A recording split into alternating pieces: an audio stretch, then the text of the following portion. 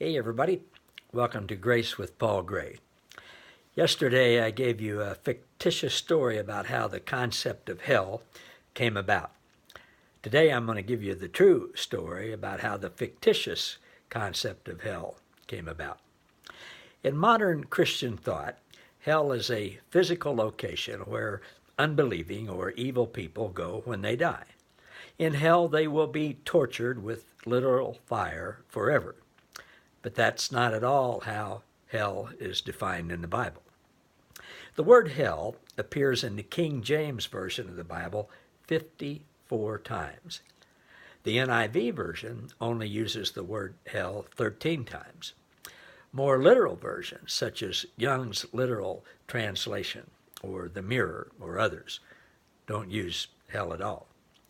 The word hell, as translated in the King James Version of the Bible, is used anytime one of four different words appear in the original manuscript. Well, we don't have the original manuscripts, but one's passed down. Those four words are Sheol, Hades, Tartarus, and Gehenna. The Hebrew word Sheol, S-H-E-O-L, means grave, the place of the dead, both the righteous and the unrighteous. All the dead were considered to have been asleep in the dust of the earth. Now, this is radically different from the modern Christian view of death and the afterlife. Most Christians perceive that when you die, you go immediately either to heaven to be with God or go to hell to be tortured in fire forever. But that was not the expectation of the early Hebrews or the early Jews or the early church. You won't find a single time in which the word Sheol in the Hebrew scripture, the Old Testament, refers to an eternal place of torment. Now, the translators of the King James Version of the Bible, I believe, intentionally translated Sheol wrong 22 out of 54 times in order to use Sheol as justification for their doctrine of hell. Of the 54 times we see the word hell in the King James Version of the Bible, we can rule out 32 of them, since Sheol is definitely not a place of eternal torment and fire. It was never meant that originally. Well, how about the other 22 times? 10 of those mentions are actually the word Hades, H-A-D-E-S, which is the Greek equivalent of the Hebrew Sheol.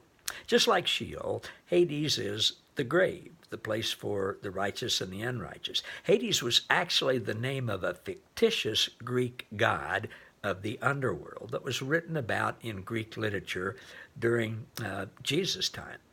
All right, how about the other 12 times? The word Tartarus only appears once in the King James Version of the Bible. 2 Peter 2:4, for if God did not spare the angels when they sinned, but cast them down to hell, translated from the Greek word Tartarus, and delivered them into chains of darkness to be reserved unto judgment. Now, that very same verse is translated this way in the Holman Christian Standard Bible and many other newer translations. For if God did not spare angels when they sinned, but threw them down into Tartarus, the actual word, and delivered them to be kept in chains of darkness unto judgment. All right. There are three things I want you to know about Tartarus, which again was only used once in the New Testament. It's very dangerous to make a doctrine out of something that's only used once in the Bible. First, it's not a place for human, only for fallen angels. Secondly, there's no mention of fire or torture in Tartarus. Most importantly, though, it's not an eternal location. The angels who are kept in Tartarus are waiting for their judgment day. When their judgment day comes, they will be taken elsewhere, according to that one verse. So does Tartarus fit the modern Christian definition of hell? Absolutely not. There are no people there. There's no fire. There's no torture. It's not eternal. All right. Now, we've seen that Sheol, Hades, and Tartarus don't fit the modern Christian definition of hell. And those three locations make up 43 of the 54 mentions of hell in the King James Bible. So there's only 11 other mentions of hell. All 11 of those come from the Greek word Gehenna, G-E-H-E-N-N-A. In Greek, Ge means valley, and Henna is a transliteration of the Hebrew name Hinnom, H-I-N-N-O-M. That was a family name. The literal translation is the Valley of Hinnom, a place, a physical place. It was a place where certain Israelites engaged in child sacrifices as offerings to the pagan god Molech.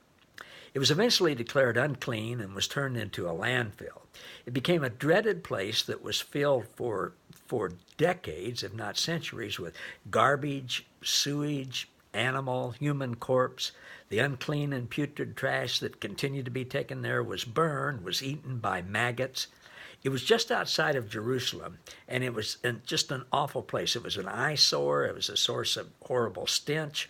The decay there was a reminder of all the violence and idolatry that once took place by the Israelites when they weren't following God in that same valley.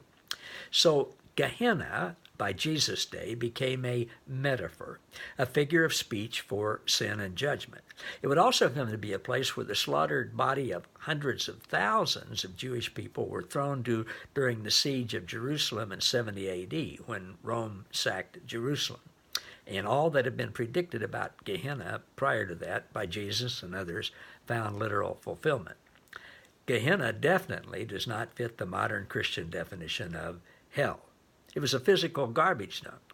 Now, though some Christians argue that the fires of Gehenna are described as eternal, that's not the case either. Think about that. Today, the Valley of Hinnom still exists. It's there. It's no longer a burning landfill filled with maggots. Instead, it's a beautiful, lush park. Friends of mine have been there. Those who preach the doctrine of eternal hellfire believe that Gehenna is a literal place of judgment that exists forever. But Gehenna is no longer a horrible place. It's now a wonderful place. So how can the Valley of Hinnom, where the fire no longer burns, be a picture of a place of torture by everlasting fire? It can't. That's never what Gehenna was meant to symbolize. Remember the fictional ending of the story that I told yesterday about a literal place, a true place, a brick company in Lawrence, Kansas that was in continual operation from 1880 to 1913, a place where a 2,000-degree kiln burned continually day and night for about 2 decades, producing over 200 million bricks in 2 decades. It was called the vitrified fireplace. But a religious cult, in my fictional part of that story, made up a new name for it, hell. That's exactly what happened with Scripture, for real. 11 times the New Testament records Jesus as using the term Gehenna, a literal place, a garbage dump that burned all the time. When the Bible was written, when Jesus spoke those words, everybody knew the word meant a literal place outside of Jesus. Just like in the 1880s and early 1900s, everybody in Lawrence, Kansas knew that the vitrified fireplace was a literal place where there was an oven heated up to 2,000 degrees. Now, with Gehenna, only centuries later did religious people come up with the name hell, borrowed from a fictitious, mythical place, and changed the Greek word Gehenna to hell in their translations of the Bible into English.